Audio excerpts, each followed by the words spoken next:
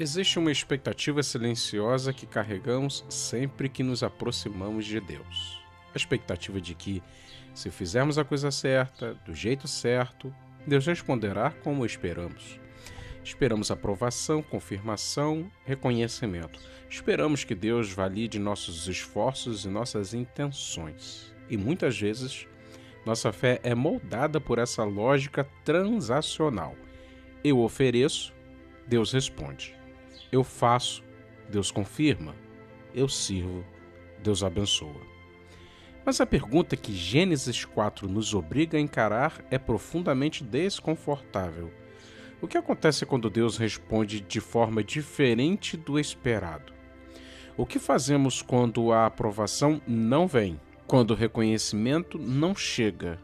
Quando nossos esforços sinceros parecem cair no vazio?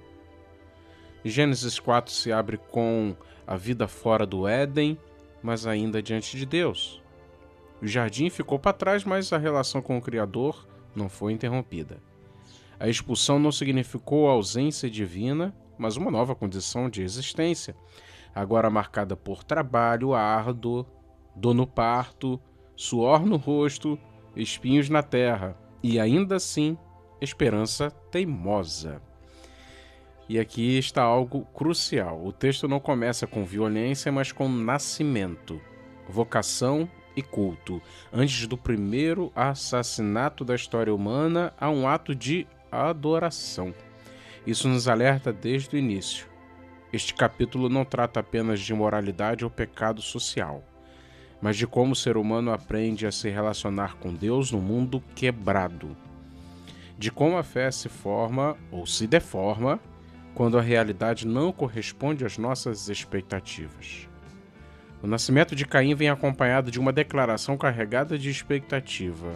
Eva diz: adquiri um varão com o auxílio do Senhor. O nome Caim está intimamente ligado à ideia de obter, conquistar, alcançar algo. Há gratidão nessas palavras, sim, mas também há linguagem de resultado, de conquista, de realização. A vida de Caim começa marcada pela lógica da obtenção. Logo depois nasce Abel. Seu nome significa vapor, sopro, hálito. Algo frágil, passageiro, efêmero. O contraste é sutil, mas absolutamente intencional. Dois irmãos, dois nomes, duas maneiras de estar no mundo. Ainda não como juízo moral, mas como tensão existencial que o texto irá desenvolver linha por linha. O tempo então passa, os meninos crescem, Caim se torna lavrador ou agricultor. Abel se torna pastor. E ambos, cada um à sua maneira, trazem suas ofertas ao Senhor. Caim oferece do fruto da terra que ele mesmo cultivou.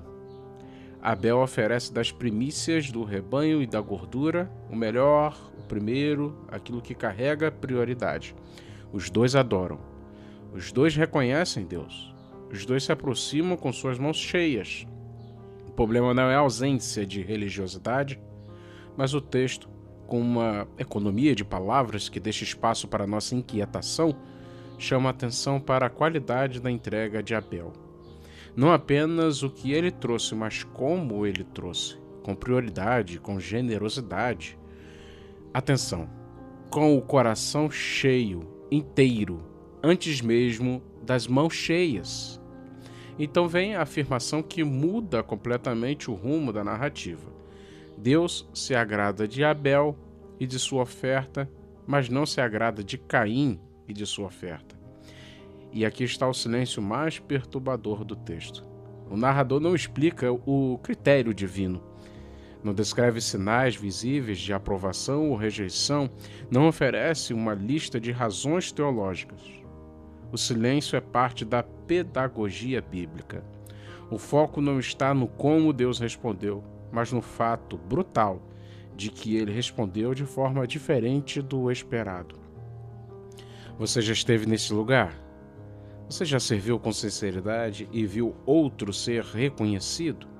Já ofereceu o melhor que tinha e sentiu que não foi o suficiente? Já orou esperando uma resposta clara e recebeu apenas silêncio? É exatamente aí que Gênesis 4 nos encontra. Caim percebe a rejeição. Seu semblante, seu rosto, sua expressão facial cai, muda, fecha. A frustração se torna visível no rosto, nos ombros, no olhar. O texto usa uma linguagem física para descrever uma ferida espiritual. E aqui começamos a entender. O problema não está mais na oferta, mas no coração do ofertante. A questão não é o que foi rejeitado, mas como lidamos com a rejeição. E é exatamente nesse ponto frágil, nesse momento de vulnerabilidade perigosa, que Deus se aproxima e, antes de qualquer violência, antes de qualquer ruptura definitiva, antes que o pior aconteça, Deus fala. Ele pergunta: por que andas irado? Por que descaiu o teu semblante? Perceba, a rejeição da oferta não é a rejeição da pessoa. No mesmo texto, vemos como Deus não abandona Caim ao peso de sua frustração. Ele questiona, convida, oferece reflexão. O silêncio de Deus sobre a oferta não é indiferença, é espaço de formação. E agora, na conversa, Deus oferece a Caim algo muito mais valioso que aceitação imediata. Ele oferece um caminho de crescimento. Então Deus apresenta com clareza o que está em jogo. Se procederes bem, serás aceito. Mas se não procederes bem, o pecado jaz à porta, ele deseja conquistar-te, mas a ti cumpre dominá-lo. Esta é uma das passagens mais reveladoras de todo o Antigo Testamento sobre a natureza do pecado e da escolha humana. O pecado não é apresentado como uma força externa e irresistível, mas como uma presença agachada, esperando, à espreita. Ele ainda não domina, mas deseja dominar. Há desejo, mas ainda não há posse. A responsabilidade está clara diante de Caim. A frustração poderia se tornar arrependimento. A decepção poderia se transformar em maturidade espiritual. A dor da rejeição poderia levá-lo a examinar seu próprio coração. O momento é uma encruzilhada. Deus não esconde o perigo, mas também não retira a possibilidade de escolha. Ele não força a transformação, mas deixa o caminho iluminado. A porta do pecado está ali, mas também está a porta da restauração. O texto segue de forma breve e devastadora. Disse Caim a Abel, seu irmão: vamos ao campo. Estando eles no campo, Caim se levantou contra Abel, seu irmão, e o matou. Não há descrição detalhada do diálogo. Não há relato das palavras que podem ter sido ditas. Apenas o desfecho brutal. A frustração não tratada diante de Deus se converte em violência contra o irmão. O ressentimento vertical contra Deus, que não respondeu como esperado, se transforma em destruição horizontal. Caim não luta contra o pecado à porta, ele não domina o desejo que ameaçava dominá-lo, ele simplesmente abre a porta e deixa o pecado entrar, governar, destruir. E aqui está mais uma revelação assustadora. O problema nunca foi apenas a oferta rejeitada. O problema foi a incapacidade de lidar com um Deus que não responde nos nossos termos. Quando a nossa fé depende da validação constante, quando nossa adoração é condicionada a reconhecimento, estamos mais vulneráveis do que imaginamos. O sangue de Abel clama da terra, e aquele que deveria ter sido nosso irmão se torna nossa vítima. Porque sempre que usamos outra pessoa como válvula de escape para nossa frustração com Deus, repetimos o pecado de Caim. Mesmo após o crime, Deus fala novamente: onde está Abel, teu irmão? A pergunta não busca informação. Deus sabe onde está Abel. A pergunta busca confissão, responsabilidade, humanização.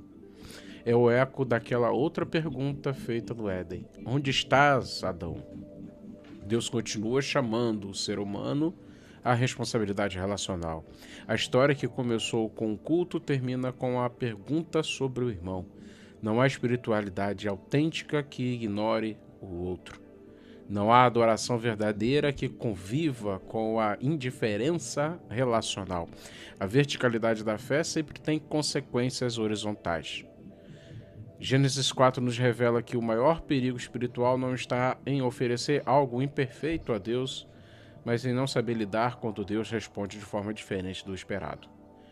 Abel, mais tarde nas Escrituras, será lembrado como aquele que ofereceu pela fé. Sua oferta não foi perfeita por mérito técnico, mas por postura de coração. Caim, por outro lado, representa uma religiosidade que espera reconhecimento, que se frustra quando Deus não valida seus termos, que se torna perigosa quando não é correspondida. A noite escura da alma, esse momento em que Deus parece distante, em que nossas ofertas parecem ignoradas, em que servimos sem reconhecimento, pode ser lugar de formação profunda ou de deformação trágica. Deus fala na frustração, adverte no silêncio, chama antes que o pecado domine, mas a escolha continua sendo nossa. A pergunta que atravessa esse texto antigo não ficou presa ao passado, ela continua ecoando através dos séculos, através das gerações, através de cada vida que se aproxima de Deus com expectativas. O que fazemos quando Deus não responde como imaginávamos? É nessa resposta, não na qualidade da oferta, mas na reação do coração, que nossa fé verdadeira é revelada. Será que conseguimos adorar quando não somos reconhecidos? Será que conseguimos servir quando não somos validados? Será que conseguimos confiar quando Deus escolhe caminhos que não entendemos? Esse é o confronto que Gênesis 4 nos apresenta. Esse é o convite que permanece diante de nós. Esse é o lugar onde a fé deixa de ser expectativa de recompensa e se torna confiança verdadeira. Onde a adoração deixa de ser transação, uma mera troca, e se torna rendição. Onde aprendemos, finalmente, que Deus não existe para validar nossos planos. Nós existimos para conhecê-lo em seus caminhos. Que possamos escolher bem quando estivermos diante dessa porta.